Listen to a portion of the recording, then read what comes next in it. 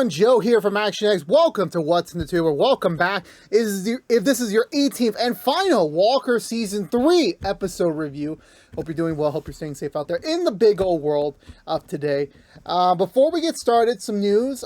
Finally, with the CW upfronts very soon, we have finally gotten word on what is next for the Walkerverse.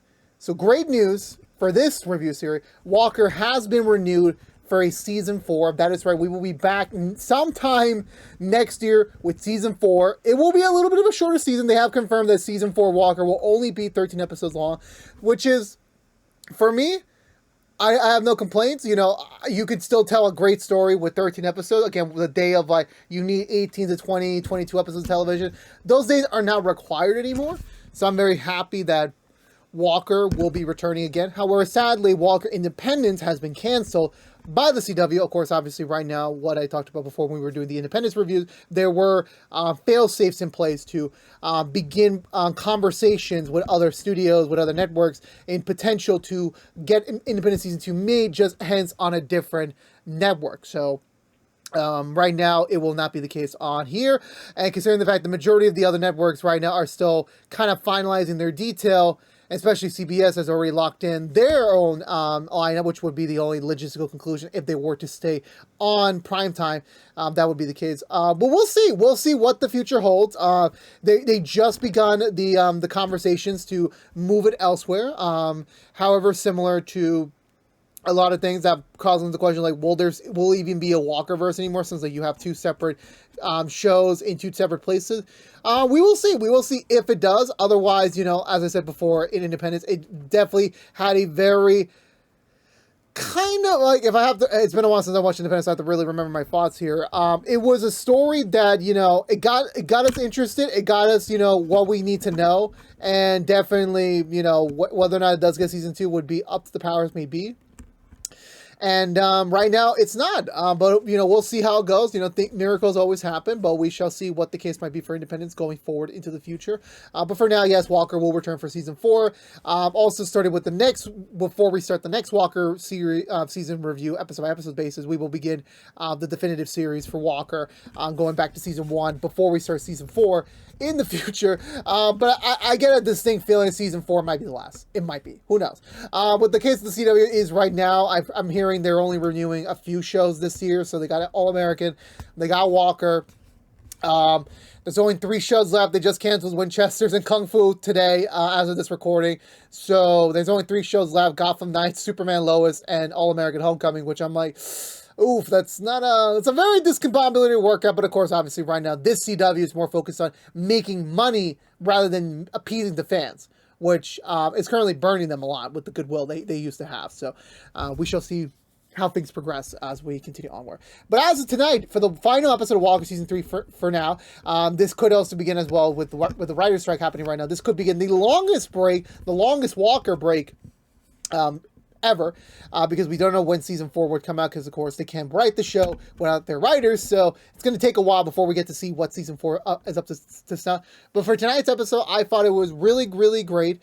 In terms of like it being a finale, it definitely felt like there were aspects of like series finale-esque, because like I'm pretty sure they were like writing this with the maybe we might not come back, but like it would have been kind of shitty if, like, you know, considering the way the season ended, if they didn't get the comeback, it would kind of be like that open-ended. But there was a lot of resolution in this episode that I was like, if they were really to cut out certain stuff of this episode, this could be a decent series finale. You know, a little open-ended, but definitely would room for, like, if they were to come back.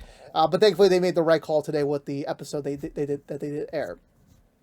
Definitely, like always, going into, like, you know, Season 3s from Season 4s, you know, definitely this is kind of like, was going to be some sort of, like, finite conclusion to how we used to perceive things before, as we go into, like, a new era for the show, however long it may, you know, be. This is their chance to, like, be able to revamp some things, when we do come back, next time around. And I believe, yeah, they did do a great job of, you know, setting up kind of like a new status quo, new possibilities for the characters. Definitely kind of like, you know, finishing up everything from before and kind of setting up what is to come after. So that's going to be my spoiler-free point on that. Now let's go for the Butcher recap, as always, when I butcher these freaking episodes for the last time. So we commence with another jog. It's another jog kind of paralleling the season 2 finale. This time beginning this season 3 finale, where Cordell, Liam, and Trey are having their good old fashioned jogging games. Trying to see how fast they can go. And Cordell's getting the early lead again, but however, he runs back to the road where he was kidnapped at this point last season. So he's having more PTSD, but not in a bad, lingering way. More like just like, oh yeah, this happened this time last year. I really hope nothing bad happens now. He gets distracted. Cassie appears out of nowhere, also in jogging gear. I guess they invited the girl out to play. Actually, let me refer. They invited her out to play, see if she can even the field. And she did. She immediately won, winning the Robin.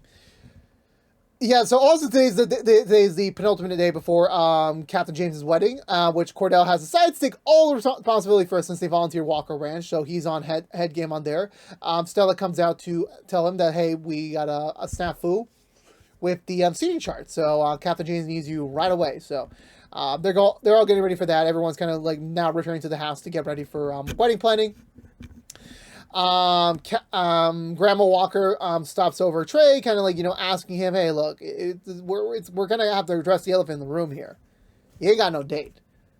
So you kind of need a date for this serial wedding, because like everyone's got a +1 except for Cassie, who just her recent boyfriend was a serial anarchist. So I'm like, we give her a pass on that, not trying to find someone for this wedding. And she was like, well, yeah, I was gonna ask the girl that he bonded with. I forgot my tea in the other room. The girl he met up with back in Grey Flag. But again, they still haven't spoke since the after Grey Flag went down. So kind of a bit awkward to reintroduce yourself after proper hey, my name is Troy, I got a wedding coming up tomorrow, you want to be my date? Kind of a little bit too fast forward. But Grandma Walker says the usual supportive nature of hey, look, you've had a very rough year, no one's excusing you for that, but you're allowed to take a little risk for happiness, because you never really know what can be the case over here with that, and as well as you deserve to be happy. They don't bring up Mickey directly, but yeah, he's had a rough couple of years, and now that he's kind of finding his place again, maybe it's time to explore some personal happiness. And honestly, I'm gonna give kudos to the cinematography for all the Trey Trey deserves some happiness scenes the last few episodes. It's indirectly facing towards another character, which I'm like, okay, you know what? I kind of was making some crude jokes about it, but I'm like, you know what? It kind of makes sense a little bit. It kind of makes sense. I was kind of like, okay, eye rolling a little bit. It was kind of easy to fill in, but whatever. James talks to Cordell about the seating chart. Of course, obviously the age-old wedding thing, oh, this uncle can't sit to this aunt, or this aunt can't be with this aunt. It's going to cause you're going to blow up the wedding before it even begins, which Cordell's like, I got you, you go do your business, go do that, but before they're able to really start hammering out the details, Cassie shows up saying that she got a call from the FBI agent that was working the Grey Flag case, and of course James is a little scared, are they dropping the case? Is their case falling apart? And because oh no, Grey Flag is all done, they're done to the teeth, that entire thing is game over for them. However, there is a opportunity for her and Cordell to come over to the Fed's side for just a couple months, to be, in their position, kind of learn the ropes a little, kind of like a summer camp, but it's not a permanent gig. It's only just for the summer, and they'll come back in September.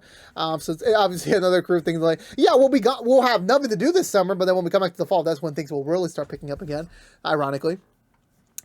So yeah, so that's a point in that barrel over there. I want to say, yeah, so she's and of course James asks her, because she was directly asked for her Cordell, would you want to do? And she's like, I would be interested, but I want to go by you. I want to think about it first before I make a decision. So, I'm giving them after the wedding to figure out her answer. So thankfully it's nothing too urgent just quite yet.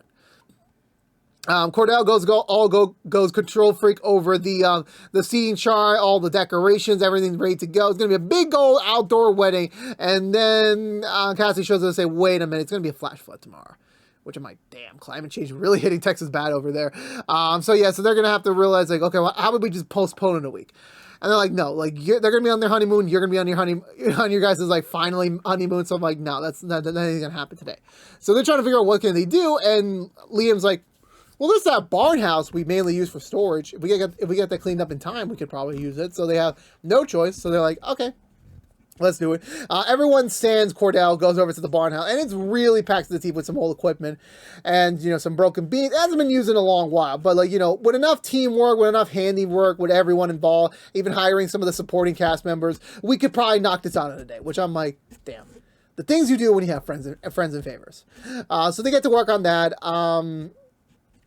I want to say we'll take a quick break from before the construction begins. Cordell and August are testing out their suits for tomorrow, making sure everything fits all properly before the wedding. And August asked him the question he was supposed to ask him in the last episode, like, you know, that, hey, look, I applied preliminary to this to the Army. They said that I could start basic training this summer if I really want to. But of course, obviously, me being 17, I would need your permission. And Cordell's kind of like a bit torn right now, considering the fact, like, yeah, obviously he went into the military, so it would be a good choice for, like, August, who has kind of not figured out what he really wants to do yet in life, but he doesn't really want to waste time. So joining the Army would be like a pretty good direction for him. And but how, especially what happened this year with everything with Great Flag, isn't really the right move for them to make right now. But of course, Cordell is trying to be a much more open father than before, so he's not rejecting him, but he needs a little time to, like, really think about it. But it's not a no, but it's not a yes. Obviously, August was expecting the yes, and then August makes it work by saying, like, well, I talked to Grandpa Walker about it. He's like, you know, perfectly okay with it. And, you know, obviously Cordell's going to take a little bit to the boot. I'm like, you asked my own dad before you asked your dad? And it's like, okay, yeah, you should know your boundaries there. You really should. Then eventually we have a little dessert, a little dessert feast, between the walkers, just enjoying a little rest before they begin construction work. Stella does have some news after reuniting with her old friend last episode. She's going to go off to college again. So, she's going to resume, she's going to do some classes, and obviously they're like, oh, you're going to go back to Oregon. Like, okay, well, I mean, it's still fine. Like, you know, it's maybe a whole year late, but, you know, now, better now than ever. But she reclarified saying, like, no, I'm not going to solder. I'm going to just stay locally at a community college so I can still stay out, help with the Walker Ranch, you know, start building my education, you know, even though it's not the university she was planning on to. Which I'm like, you know what, community college doesn't get enough, you know, credit. You know, it is not the most direct move most people would do, but, like, if you're trying to save money or you're just trying to, like, figure out what you're doing, it's a perfectly legitimate option. Like, no one should discriminate you over that. Walker, Cordell immediately, you know, is supported, like, oh, that's great news, and obviously August is there, like, once again feeling like being the underling, saying, like, oh, you are immediately congratulating her, and then, you know, you say no to me, or, you know, so it's like, I kind of get his point. The conversation is interrupted when Cordell gets a call, so he goes over to the other room to take it. And he answers, and guess what it is? Well, it's not directly. It is the actor who plays Caliban from Walker Independent. I already knew that news. I think I reported on it like a couple months ago that the actor was Jordy Walker Prime this series as a detective. But I was actually quite surprised. Like, you know, like, I thought he was going to be recurring at the end. So I'm like, okay, kind of weird that he's not showing. I thought when Cordell was, you know, being wanted for a little bit during the last episodes with Great Flag, I thought that was what was going to be a shoe in to pop in. But no, he's here. So presumably, in my opinion, he's a descendant of Caliban. Because, like, they look alike. So I'm like, it makes sense to bring him over. And also, just in case Independence does not get saved, at least he has a job here. You know, I'm very happy. You know, Hoyt came back a couple weeks ago via flashback, and now he's here too. So maybe, you never know, they can bring back Daverson again, you know, Tom, you know, just as a new iteration. It'd be fun. It would be really fun, in my opinion. But, you know, the present, I forgot his name. It's Luna something, but I'm gonna call him Caliban. Detective Caliban. If he does come back next season, I will definitely have his real name on file. But he lets him know, like, hey, look, this guy, if you remember his name, he just got killed. Obviously, Cordell's getting some, like, you know, weird, like, flashbacks and everything. He asks him, like, you know, how did he die? And Detective Caliban says, like, oh, he died of natural causes. You know, it seemed to be perfectly legit. Cordell obviously has, like, they should tell the morgue to run this specific test. And it triggers something in Caliban's head, like, wait, hold on. No. This has nothing to do with it. This was just a natural death.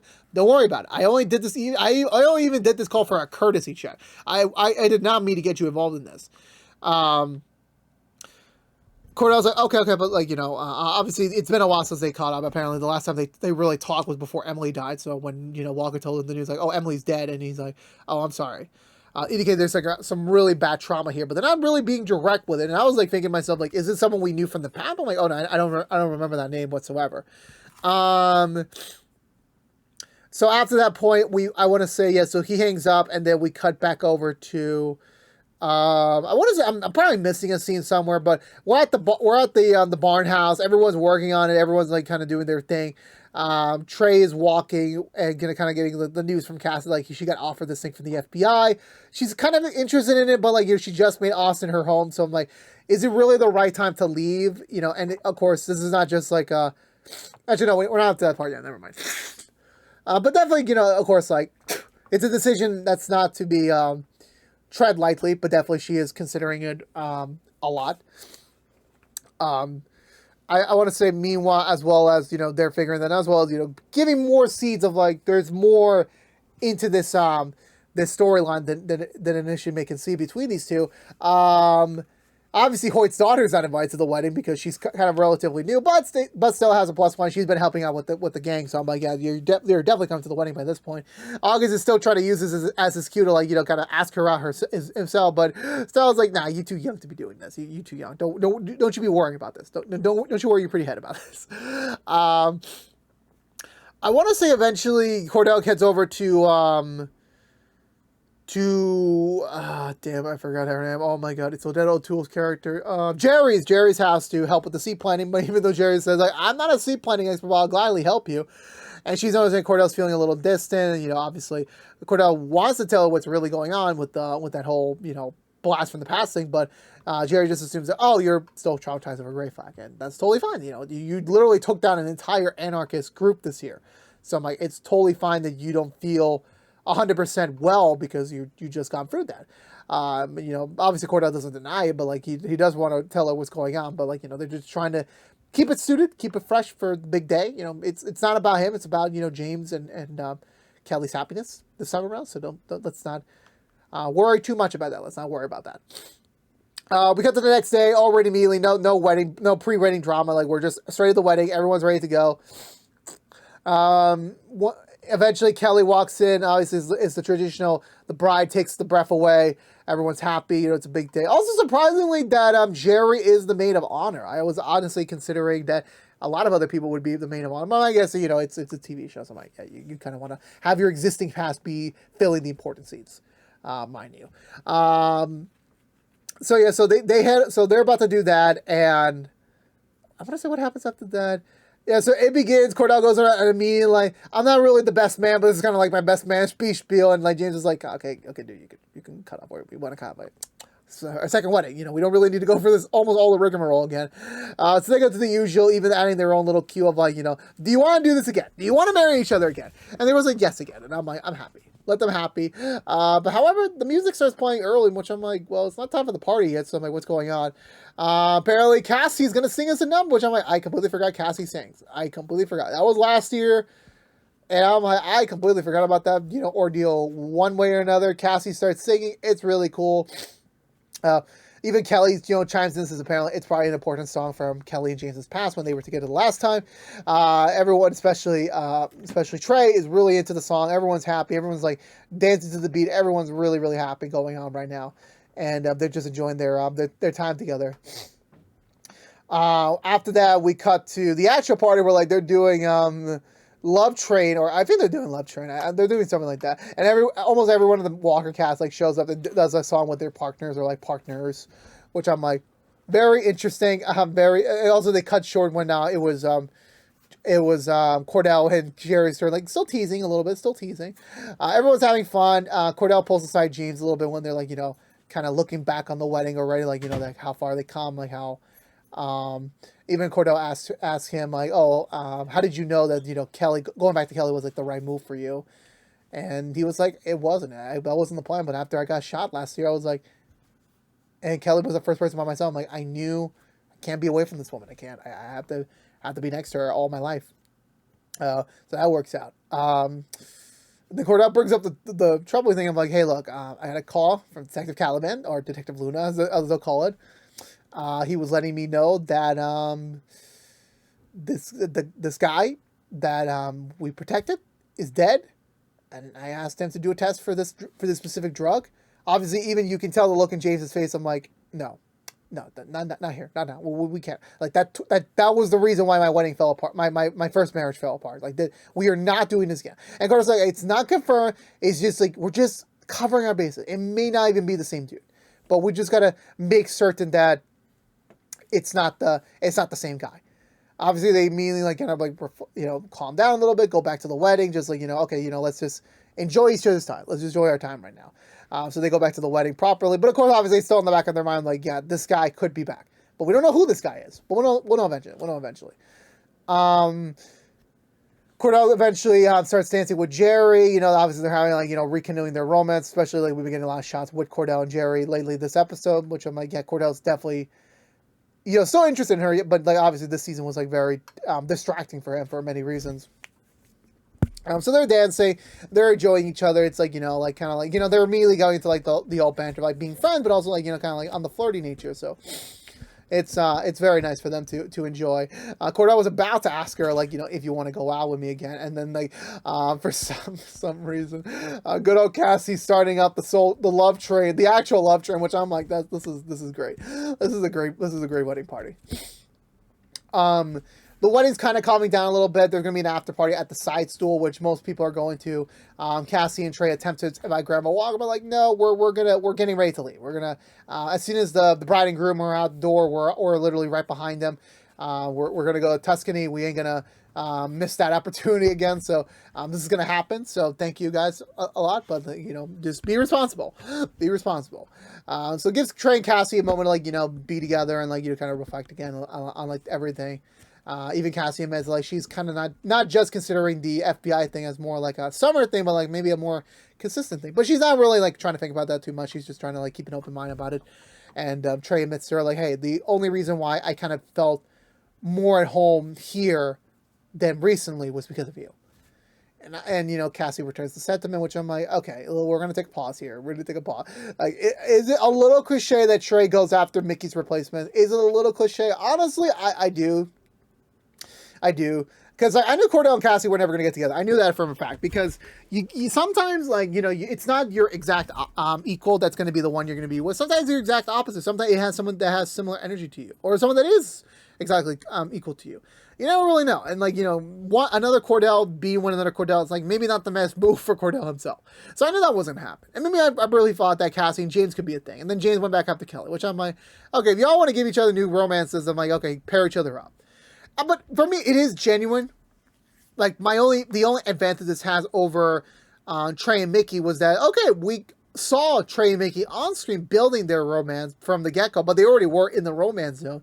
This was genuine, like, they were, for Trey and Cassie, they were, like, building it up from the beginning and, as friends, as compatriots, and then, like, now they didn't entirely admit they have feelings for each other, but like definitely they're like on the vibe, like they're very appreciative of the other. There is something more than just friends here, but they're not talking about that yet. But they both decide to go out to the after party right now. They'll shove down those feelings for now, even though they never bring it up.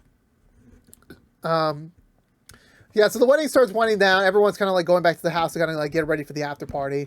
Cordell talks to August about like, hey, look, I thought about it a little bit, and I feel like the idea is not bad, but I don't think the timing is now. I think you should enjoy your last summer, enjoy your senior year, and then if you still want to go to basic training as soon as you graduate, that's perfectly fine. You can go do that. You will have no arguments for me.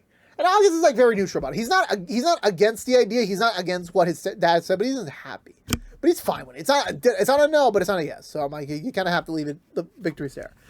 Stella tries to cheer him up, but it doesn't really work 100%. To be honest with you.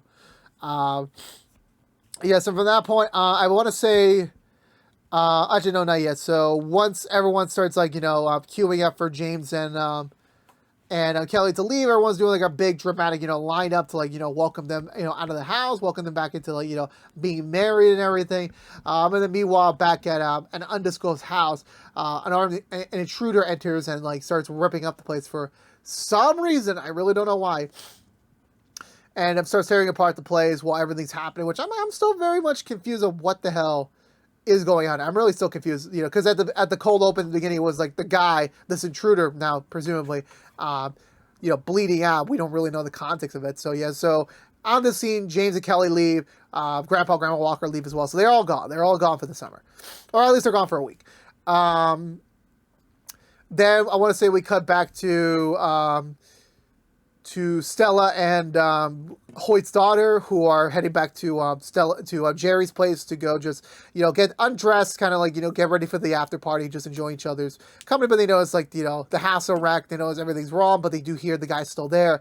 The guy rushes them. Stella goes after him. And honestly, she has a little self-defense problem, which I'm not surprised, considering the fact she's the daughter of a Texas Ranger. So it's an even match, but also she has a gun already, so she shoots the guy, and he's bleeding out.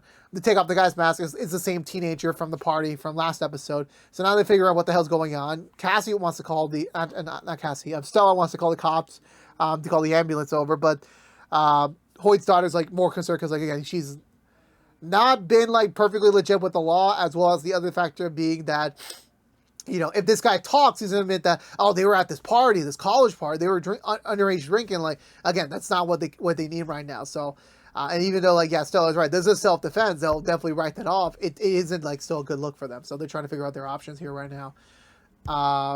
We cut over to the side stool. Cordell and Jerry are waiting for the other. They're not there yet. But Cordell uses his opportunity to talk to Jerry about, like, you know, that he's still very much interested in her, and he wants her to stay for the summer. He wants her to stay for him. And she agrees. They kiss. They're back together. It's all finally happy. Like, finally, he's happy. Then he gets a call from Detective Luna saying that, yes, I ran the tests. It's a match. The chemical you wanted to see, it's there. So that means the guy is back. Before we get to that big spiel at the end, Stella and Hoyt's daughter return back to the wedding venue. They talk to Liam, telling him, like, you know, like, I need your help. Like, you know, I really need your help right now. It's urgent. And then so Cordell, back over at the side stool, tells Jerry, like, you know, the full details that we don't know, is that years ago, before Cordell and James became, well, before, this was an undisclosed point of their partnership, Cordell and James worked on the case about a serial killer that uses a special toxin for his victim. He was a serial killer, and that case really put a number on their marriages, because the fact it's invested so much time. Eventually, the state had to tell them, you got to pull out. Like, this is not healthy. Like, you need to move on to something else. This is an unhealthy obsession. And yeah, so yeah, it became cold, and now all of a sudden one of the attendant victims that they saved is dead now with that same thing. So this killer's back, and he calls himself the Jackal, which I'm like, I don't know why. The Jackal sounds like, it's not the worst name in the world. I'm like, you know, like, kind of like, he needs a supervillain costume. He needs something like that. But yeah, so now, you know, Cordell's worried, like, what is his right move? Like, should he call James, let him know? But, like, it's his wedding night, so now's not the time. As well as, you know, again, the last time they were working this case, it put a number on them. But if this guy is coming back, you know, they got to be ready for him. And Cordell doesn't really know what to do now, because, like, you know, he's kind of like, you know, he doesn't want to explore the past again, but if this guy's active again, they got to stop him. But, you know, all he can do right now is just sit down and just, like, worry about what the heck he's going to do next. Thankfully, Jerry's there to comfort him. Liam goes back into Jerry's house with a gun, maybe just in case if something does happen. But the guy that Stella shot is now no longer there. The body's gone. The pool of blood is there, but he's gone. So, like, they're just wondering, how is this all connected? Like, is the mom and the teen the Jackal? I don't think so, but I'm like, you never really know. And, you know, it's kind of weird. Like, all of this is like, you know, is this all connected? Is this a family thing? I really don't know, to be honest with you. But that was it. That was the end of this episode and the end of season 3 of Walker. For me, I'm very thankful that this episode was kind of like, you know, more self, you know, kind of like nothing tragedy happens to the characters. Like, I got worried so many times this season, like, you know, you were to kill someone else. And maybe that's not the best thing to do. Like, sometimes you gotta, like, you know, up the ante a little bit, you know, make that tough call. But thankfully that didn't happen. But definitely with this episode being like just a wedding episode, just kind of like, you know, kind of like thinking back of everything that they have been through, their journey, and then like kind of like, you know, now reaching this finite point of, you know, we're happy, you know, we're all going to like very bigger and better places. And like, you know, obviously there's going to be another issue for them to deal with now with the Jackal and these two individuals. I'm like, how is this all going to tie in? I don't really know, but I'm very excited. They definitely teed up a lot of things for season 4. This mostly felt like a season 4 episode at times, but this definitely still felt like a season 3 finale. Definitely felt like just a closure to this chapter Walker, and thankfully we're in for some interesting places when we come back next time around for season 4. But for now, I'll just say this finale was great. Enjoyed it a lot. 2 thumbs up.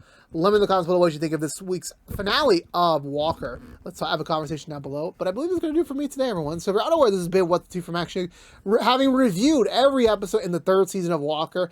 If you want to know what we're doing normally, What's to Do besides our Walker episode reviews. Right now, we're currently reviewing Walker actually, no, that's over. Rookie and Rookie Feds reviews each and every week after brand new episodes on their respective platform. But as of right now, there is no episode reviews. They're all wrapped up. We're on the wrapping rigmarole before our next line of shows kick off at the end of May. So stay tuned for all that. We got a big old summer planned out, which I'm a little concerned because, we're not popping back in for a while, so it's going to be a while. But yeah. But if you only care about Walker, if you only care about the new stuff, this is the end of the road for now. This is the end of season 3. Of course, we'll be back with season 4, whenever that is. But however, what is coming up next is next week we'll be doing a season 4 prediction video for everything I want to see in the 4th season of Walker, whenever that does come out. And then afterward, we'll be doing a season 3 review, non-spoiler edition, and that will wrap up this year's content for Walker. But again, thank you so much for watching. Please subscribe if you haven't yet. Like, favorite, share if you want to. Ring the bell for notification when our next video is live. And of course, follow us on social media. But until we see each other again, for all you Texas Rangers out there, thank you so much for supporting a whole nother year of Walker. I can't wait to see you guys in the 4th go around. I'll see you guys sometime in the next couple of weeks. But until the overall next time, stay safe out there. Be good to each other. And as always, peace out.